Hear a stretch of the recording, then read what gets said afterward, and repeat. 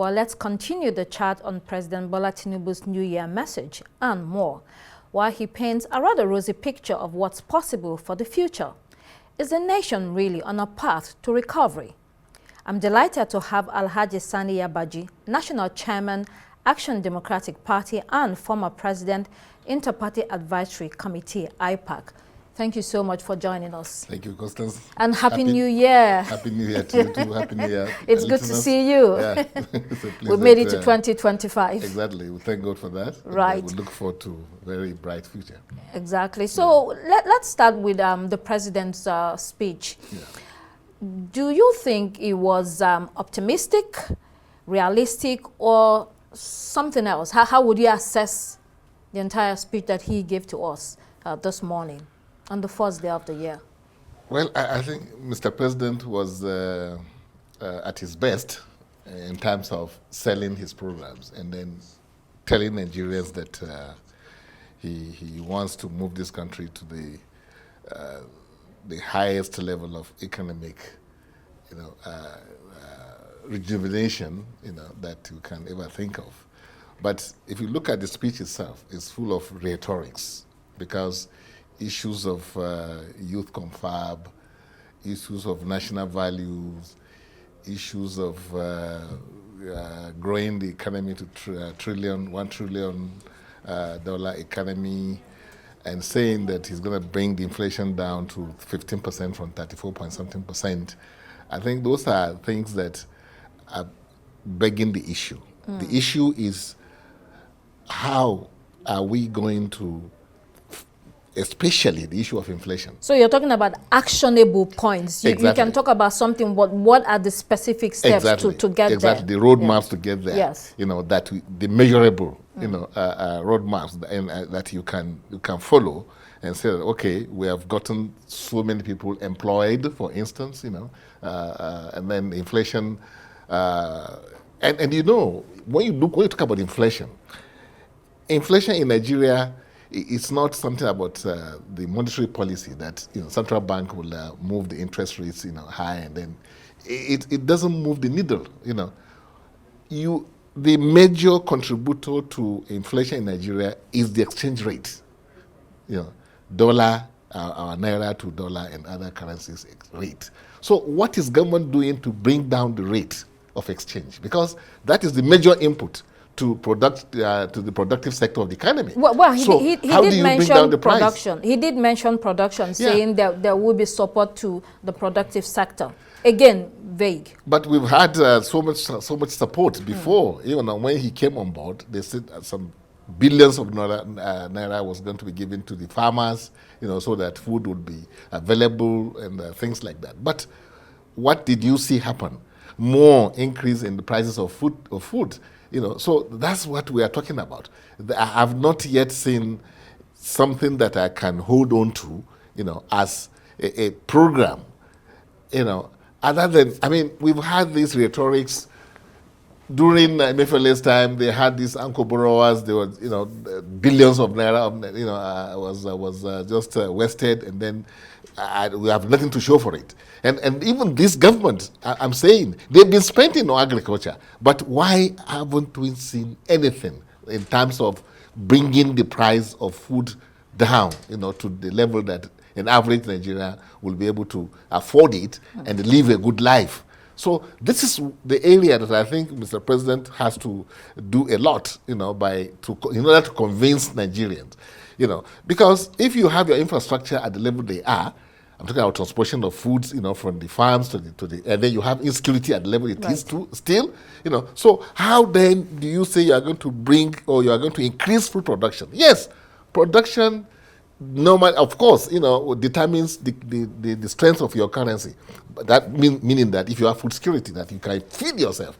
But in this country today, the farmers, are still battling with the issue of being able to even go to the farm. So in your opinion, yes, the president did not inspire confidence? No, I'm yet to be convinced that the rhetorics that he talked about will translate to actionable programs, because of the past experience of what has happened. And this is not far fetched from the fact of the matter, which is Nigeria is held back by corruption.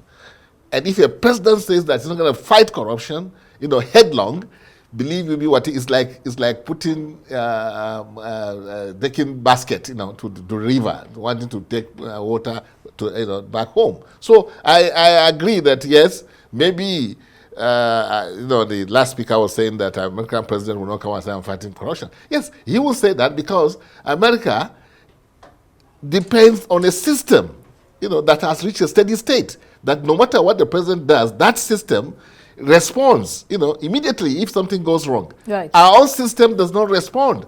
You do not have people, even when somebody is caught, he gets away, with murder or with crime, with anything that you do in Nigeria. So the point here is that we need to tackle the issue of corruption. It's not something you can just ignore and think that you are going to get it right. Because these civil servants, believe you me, most of them, I'm not saying all of them, have taken it to be a way of life that corruption is acceptable. In our country. You remember last year when the Minister of Works came to work earlier than the civil servants, and I think he asked the gate to be locked because they did not show up to work on time.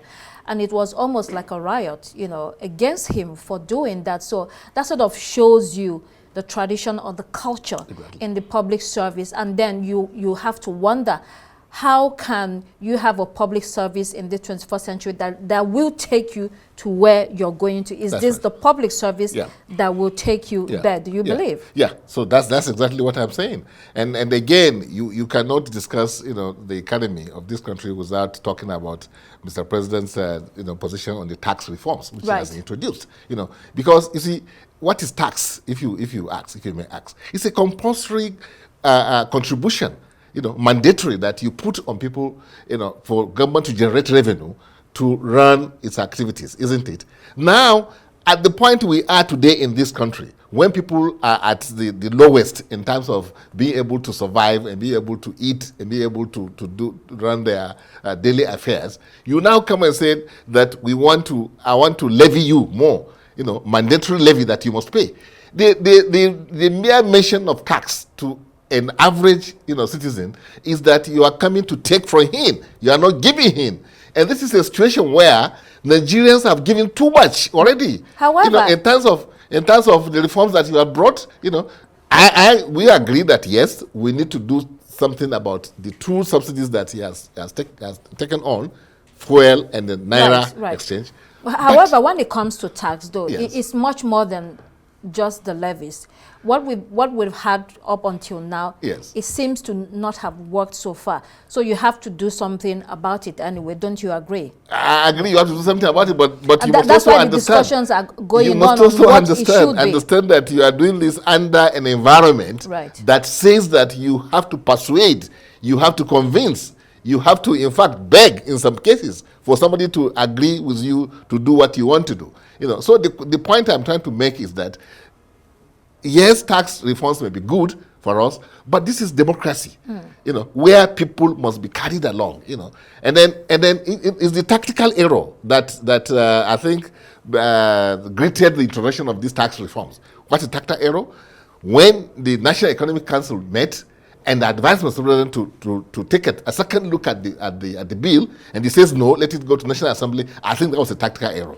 But that has been suspended, so discussions will continue on it. That's why it is a democracy. Yes. Let's look at the major decisions that were, some of the major decisions taken in 2024, whether it was deregulation, fuel subsidy removal, floating the Naira, including the tax proposal and all of that. The president says that all of these will take us to a better place in Nigeria. Do you think so? Well, if properly implemented, yes, and implemented with some dampers, because you cannot, believe me, drive this economy to this highly geared market system, running of economy under the situation that this country is today in terms of the level of poverty that you have in the system. So this is what is militating or against the progress that Mr. President wants to make. I share in his passion. I believe that this economy is capable of achieving, trillions of dollars, GDP growth. I mean, GDP. But the issue is that you have to take into consideration your citizens, their state, their status, the way they are today. Meaning that, yes, capitalism, which is to you according to your ability, but do they have the ability to survive under that system?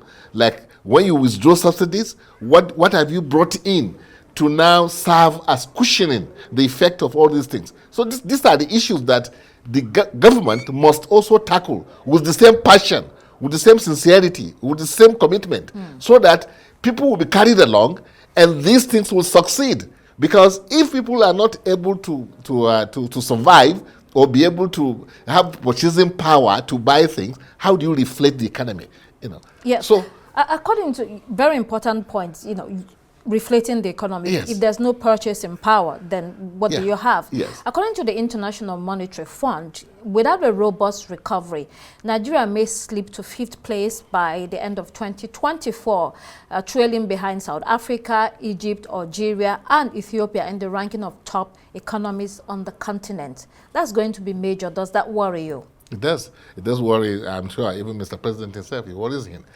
And that's the point I'm making, that he needs to address those very, very fundamental issues, of corruption. Believe you me, it's a big issue. And when you have a president in our own situation, I'm saying, not other countries where you can say corruption is not a problem, because why is corruption not a problem in some countries? The system takes care of anybody that runs foul of the law. It will deal with you. But here, we have not been able to put a system in place that will take care of the economy or of the country. It's just it's just like a rat race. Yes. So this is why I'm saying that yes, Mr. President have very good programs that any president will put forward, because that's what will take us to be where we're supposed to be long time ago. Right. Yeah, but there are issues, and the issues are about the people. How do you make sure that your people do not suffer unnecessarily, like what is happening today? So let's look at another part of his speech. He talked about citizenship, which is another important point, and he says we must become better citizens. In his word, uncompromising in the devotion and allegiance to the country. Do you think that's the problem, or at least a big part of the problem that we face? That's a cause and effect issue here. Right. People don't become allegiance, dedicated to their nation if they cannot see anything in need for them. Meaning that if the country does not take care of them, if you have problems, the country is not there for you, and you want me to be committed to that country. How?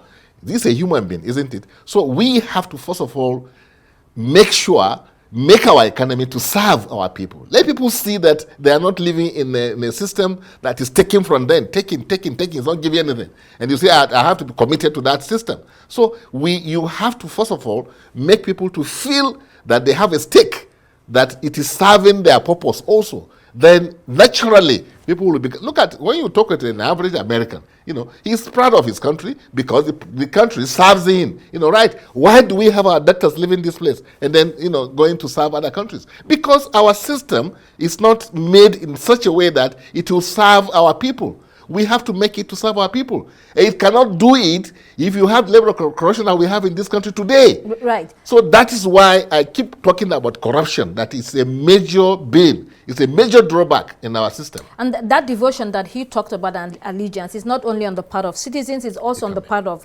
the people that are governing those in authority and politicians. They must show. And he went on to talk about a shared value and identity. He is planning a national values charter. Already approved by the Federal Executive Council, he said.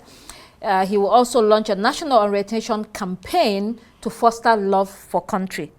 In the past, we've had national orientation campaigns all over. Do we really, is that what we need?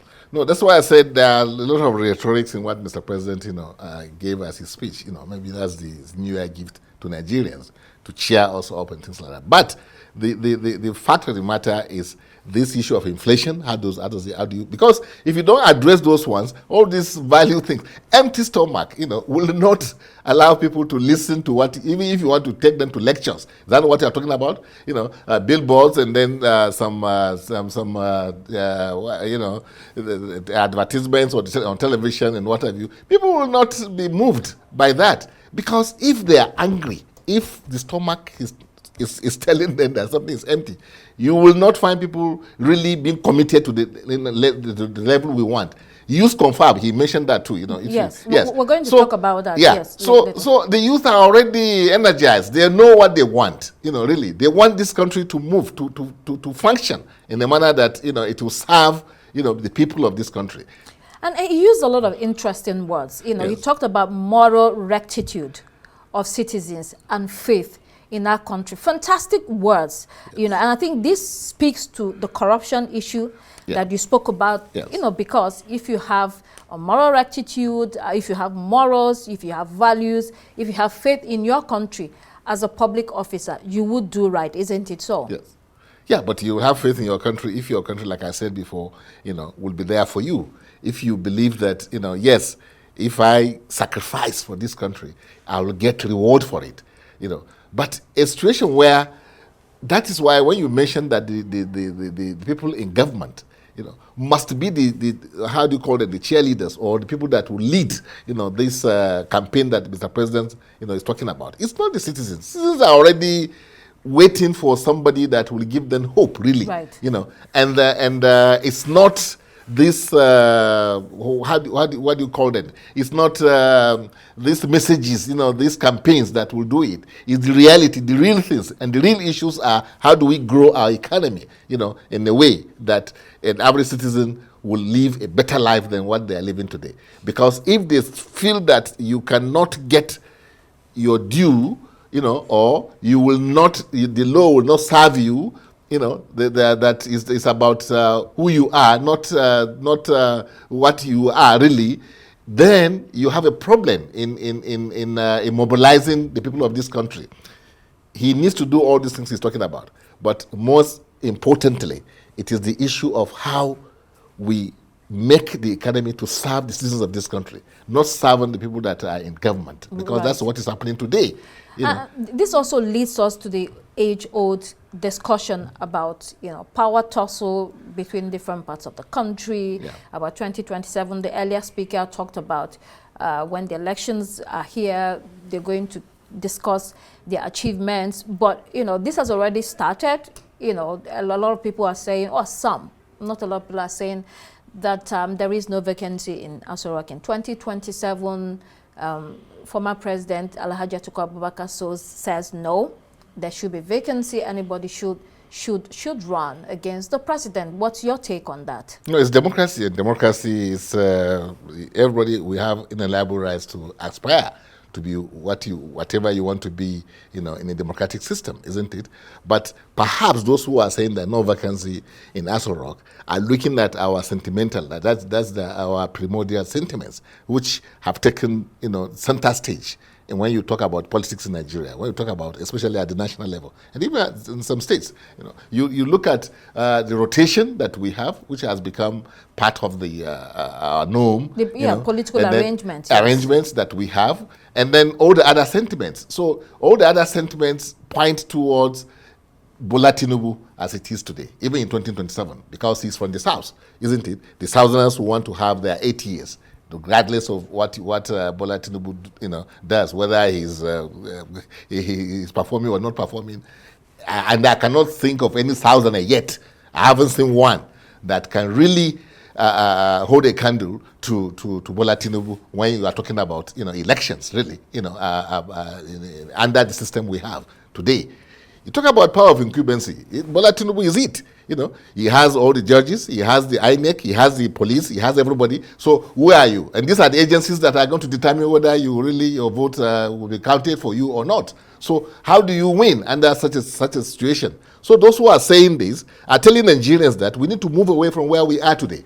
If really we want to have a situation where people will be able to stand for election on their merit, not the religion that I practice or language I speak, No, but what I can give, what I can offer, So we are not there yet, unless somebody wants to deceive himself. But that doesn't mean that people cannot come out to contest. Those who are saying no vacancy in Aso Rock, I think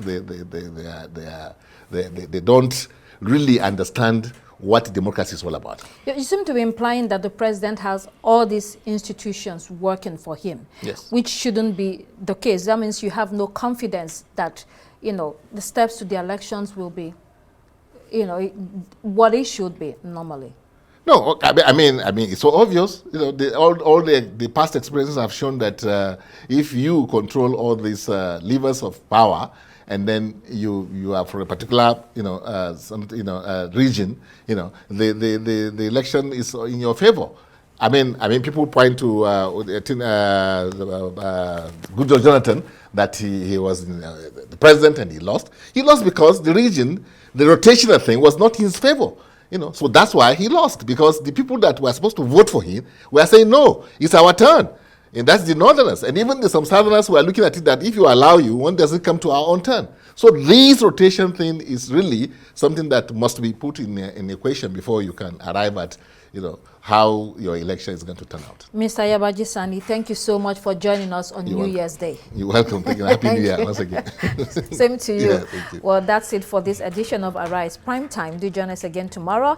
From me and the entire team here in Abuja, it's goodbye, and thank you for watching.